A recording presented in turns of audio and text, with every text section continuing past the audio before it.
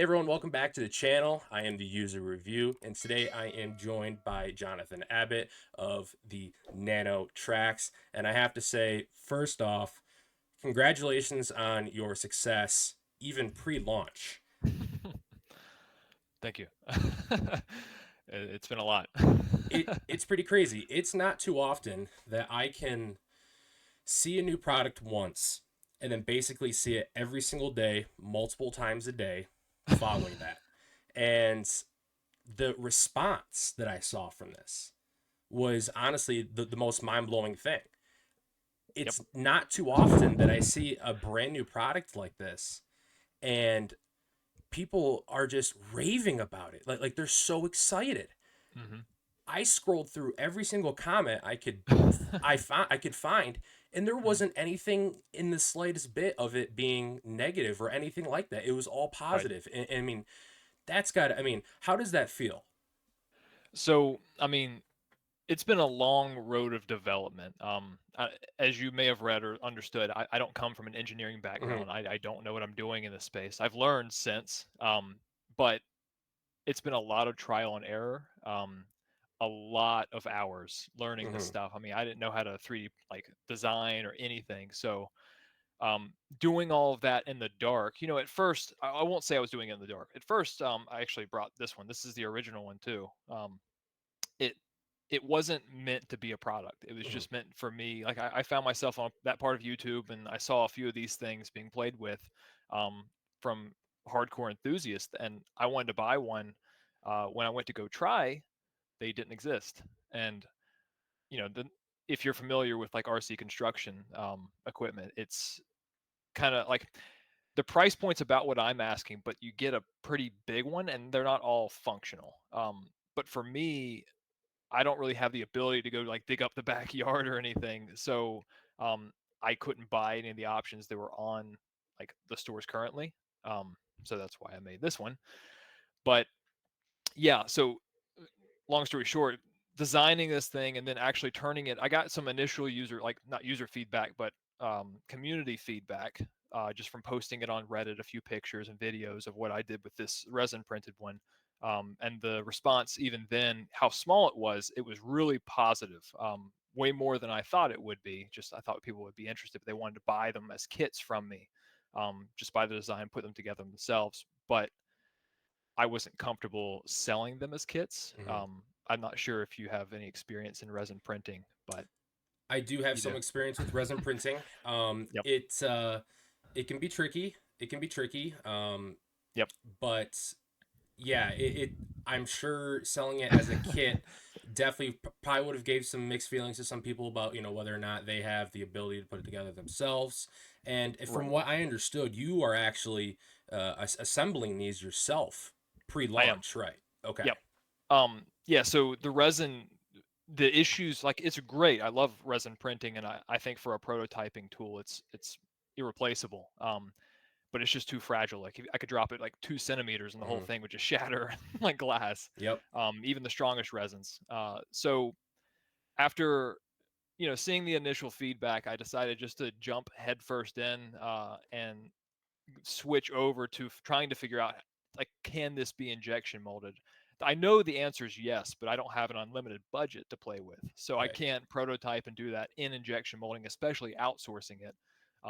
The cost would have been fairly prohibitive for me to even try. Um, so I went and bought a CNC machine, injection molding machine, did that whole process. But doing all of that in the dark without selling a single unit and spending this much time doing it, that was scary.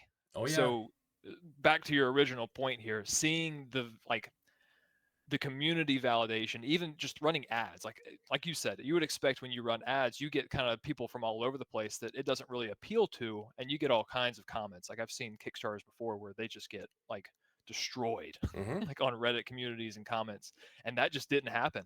My wife and I we were checking the comments early on, kind of expecting that, and just blown away. And even up until now, I think the only negative comments we get are with the price point, but I think that's from people that don't really understand the hobby side of what this is. I completely agree with that. Completely agree with um, that. Because when like I I wish saw I the could make it. price, yeah, Yeah. when I saw the price, I was like, That is fantastic. I've never clicked on a link so fast in my life and reserve and reserve my spot. And Mhm. then, I just couldn't believe that. I mean, that's got to be insanely difficult to try and achieve. Yes. And the only way I'm able to even do that is through a Kickstarter program where it's you can crowdfund it and get kind of that bulk pricing. Get a more orders than like just if I'm doing Right. 5 of them, there's no way. I would have to charge way more. So it's just getting that bulk pricing down to where like the components are the expensive parts. Like those Hmm. motors alone, they add up to half of the actual unit cost, just the Wow. motors. Um, so yeah, that was the primary driver for the price, and I wanted it to be affordable for everyone because I realize it's kind of a niche product. It's not, it's when you buy like a really full size excavator, you can take it outside, and it's just a little different. You can have a whole line of vehicles that are already out and established. But since this is more or less, I'm considering it more of like a desk toy kind of thing, Hmm. or like an indoor, like if you have like a little set. I wanted to keep the price point low that pretty much anybody could come in and um, get one. So When I was going through and I was taking notes of um, prior to this, the one thing I think that is really in your favor is that construction equipment is a universal language. It right. it doesn't matter if you're in the United States, you're in Russia, you're in China, you're Japan. It doesn't matter where you Hmm. at. Construction equipment is pretty much the exact same. Yep. It's not identical, but I mean, Right. you're gonna have excavators all over the world. You're Hmm. gonna have front loaders all over the world. It doesn't Yep. really matter where you're at, and I think that is something that is pretty incredible because again, it doesn't matter where you're at. I mean, even when I was a young kid, I wanted to be a construction worker when I grew Hmm. Same. when I grew up, Yep. and seeing this, it's just like I can fulfill that fantasy or I can fulfill that dream of when I was a child, sitting Right. here on my desk, and it's just crazy to me. Yep. Yeah. I mean, for me, I think it stems like my dad and I when I was younger. We binged watched Gold Rush. I'm not sure if you watched Yes. that on Oh yeah. Discovery Channel. Yep. Every Every Friday season night we would. still. Every Friday Yep. night with my dad. Oh Yep. yeah, yeah. I still keep up with it. So that was like probably my like looking back, like why am I interested in this kind of stuff? That would probably be my primary motivator. Mm. Just watching the little gold rush, and it's kind of inspired from that. Like that's not to like give away what I plan to do, but kind of like that's kind of the path I want to take is to be able to Right. do something like that on your desk. I think that would be really cool. And another thing that I was really impressed with about this is just how much of the project you've been tackling yourself. I mean, you really haven't outsourced a lot of this. I mean, when I was watching your Kickstarter videos, I mean, you had all the machines right there with you. Yep. And it's impressive because I was like, you know what, maybe he's getting quotes from overseas, and maybe he's got like a local tool shop down the road that they're doing that for him and everything like that. But then when I saw you working on every single machine yourself, I was like, wow, this is incredible. I mean, Yeah. and you come from a real estate background, correct? I do. Yep. So again, you had to learn all this, which is just All of it. absolutely insane. Hmm. So I have to say, hats off to you for doing that. And what was it, only like 2 years that really harnessed and brought this project to fruition, or has it been a little bit longer than that? Actually, it's been shorter. Wow. So that original resin print, I was in between jobs back in, I think it was 2021. Like around Thanksgiving, I had Hmm. about 2 months where I just had free time, and uh, I don't know. That's about the time I stumbled on that video where I'm like, I want to make one of these. Yeah. So I made the first one then in those 2 months with just resin printed materials, and I just kind of I got it working, but it wasn't perfect. But only until about February of this year, like late January, February, is when I decided to actually get back into it and ramp up.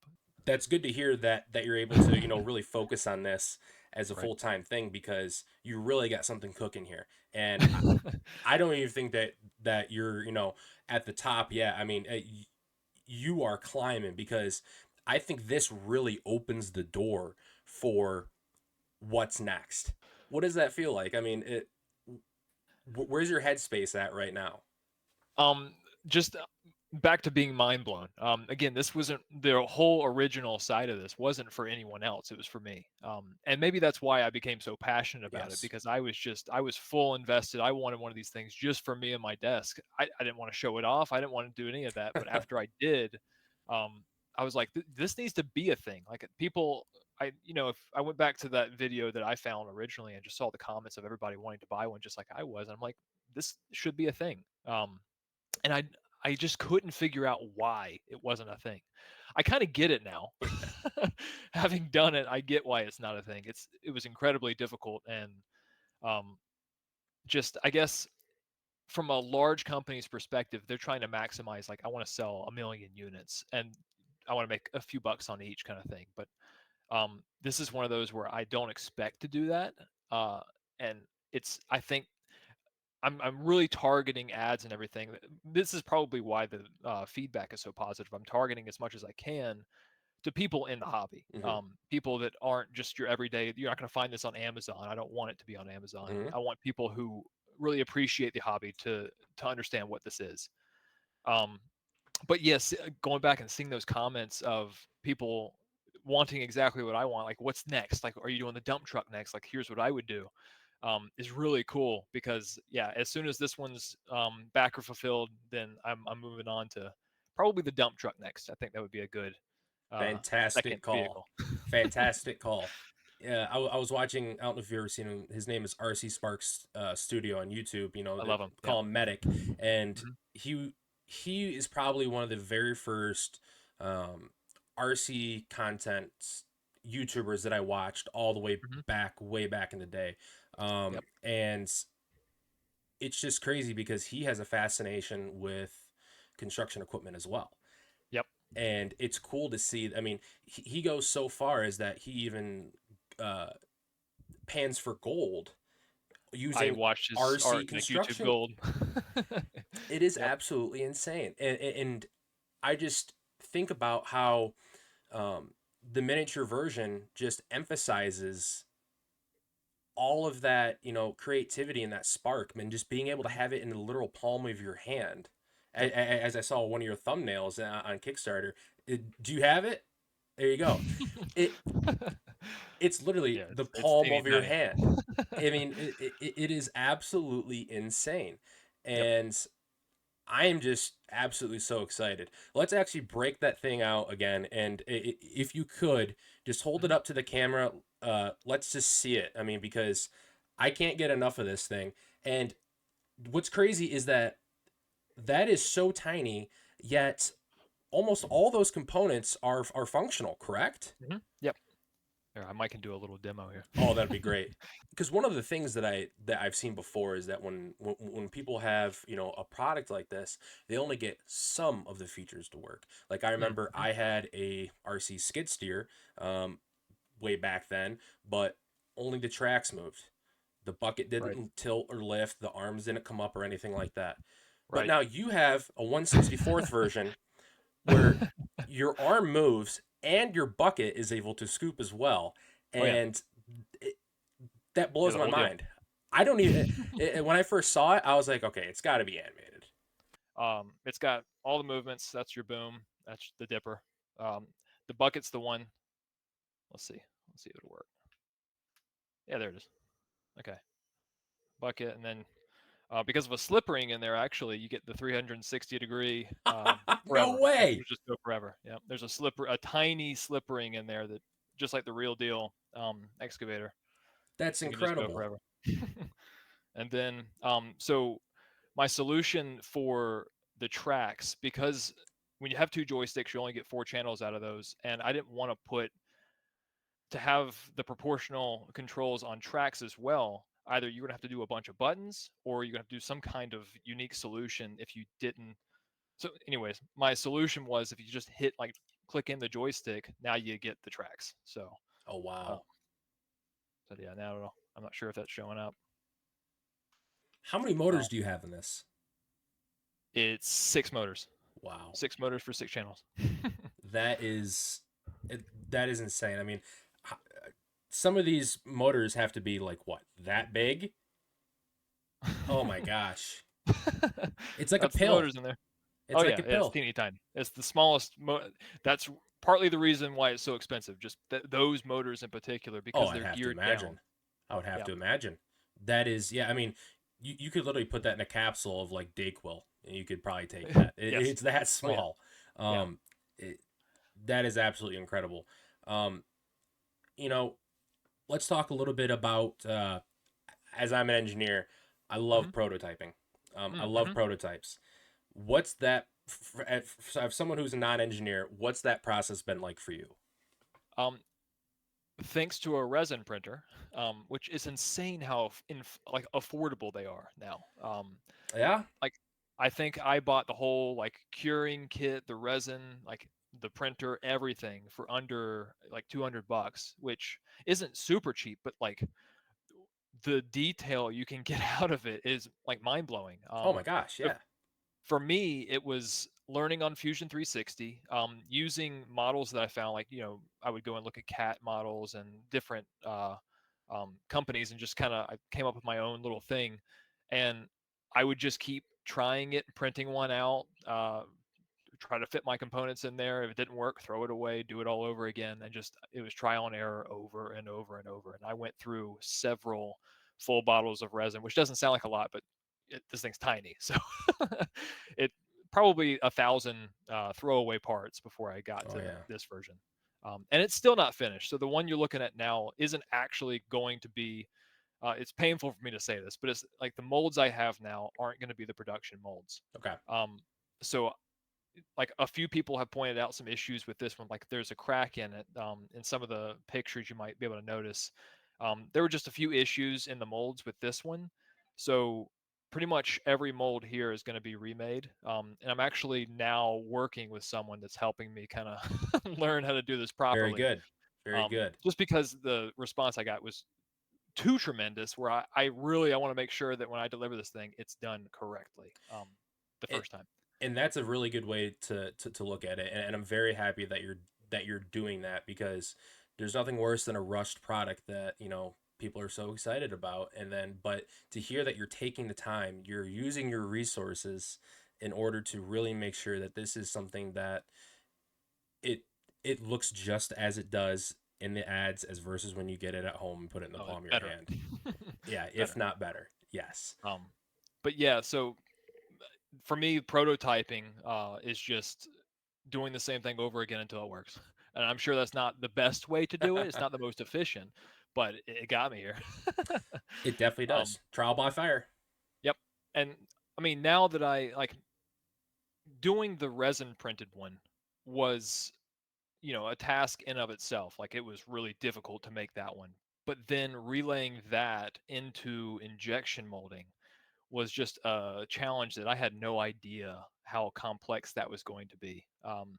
As I'm sure you know, because you have some injection molding Mm-hmm. experience, there's just it's a ton of stuff that has to go perfectly right for the injection molding to work.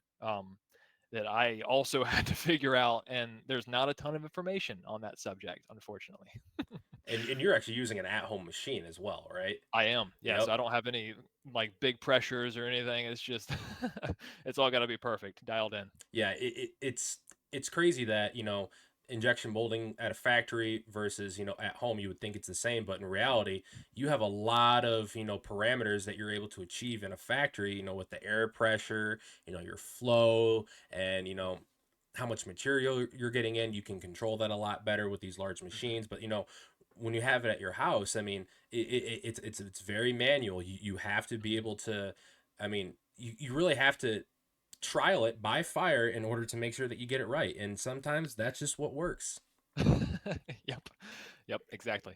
Okay. Well, hey, moving on, is there anything with the upcoming Kickstarter release that you would like to talk about or anything else about the product? What I think is cool, just about like the reason I want to show the process is, I think it's beneficial just for people to see, like, hey, like, yeah, like you said, it's made in the USA, it's made right here in the garage, but also it's really cool to know that like something I would consider this rather complex on the product side, can be made in a garage. Like Hmm. anybody can do it, and you don't have to have a background in any like engineering or anything. Like it's going to be hard. It was not easy. Like whew, there's a lot of chances for me to just give it up and quit, Right. and I came close to it.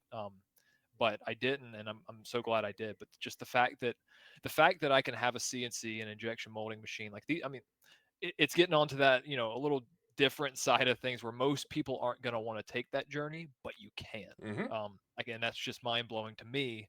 And I, you know, I've had a lot of questions after posting it to Reddit and YouTube of people asking about my journey. Like, how did I do something like this? Because they've had some idea that they want to make it real. Um, and there's just not much information on even YouTube or the internet in general where you can find someone going this deep without some crazy facility or huge financial backing, Right. which I didn't have either of. This is really just everything I have is secondhand or the cheapest option to make this product, which I think is just really cool that really anybody could do over time. Hmm. So that's another primary driver for me to show the whole process. Well, I think you very, very well achieved that, and I think you did, and then some too. Um, it just to wrap things up. I mean, Mhm. that's pretty much about all the questions I have, and if there's anything else you'd like to talk about, honestly, the floor is yours. Feel free. I mean, if there's any big key factors, any high hitters, anything you really want to get out there to the public, please feel free to do so. I mean, the only thing I'll say is, you know, the product isn't finished yet. So if anyone sees issues or they have questions or suggestions, when I send out these emails or the people that are on the list, like feel free to respond to wherever. Like I'm checking pretty much every second of every day the Facebook comments, YouTube comments, everywhere, email for sure of people's suggestions, criticisms, whatever. I'm at the stage now where I can still make changes. So if it's a big oversight on my part, I'm happy to do it now. Like I want to make this not for me, it's for everyone else. I'm really focused on making it the best it can be, which I'm really confident in it now, but I'm sure there's always an improvement to be made somewhere. And to your point, in just a few days, I don't know if you've seen the cinematic trailer that I did. I Have you seen did. that video? Yes. Okay, so that was take one. I think take two will help answer the questions you had about the controller layout and stuff. So Very good. Very that's good. coming in a few days. I'm very excited to see. Well, Jonathan, it was a fantastic pleasure to have you, and thank you for answering some questions. I cannot wait until October 1st, and it's only, what, 6 days away? Or what is that? 6 days, yeah. 6 days away? Well, Wow. 5 because yeah, today's gone. Yeah, that's true. I cannot wait for this. Congratulations again, and best of luck to you in the future. Awesome. Thank you, Brandon. Thank you for having me on too. Thank you.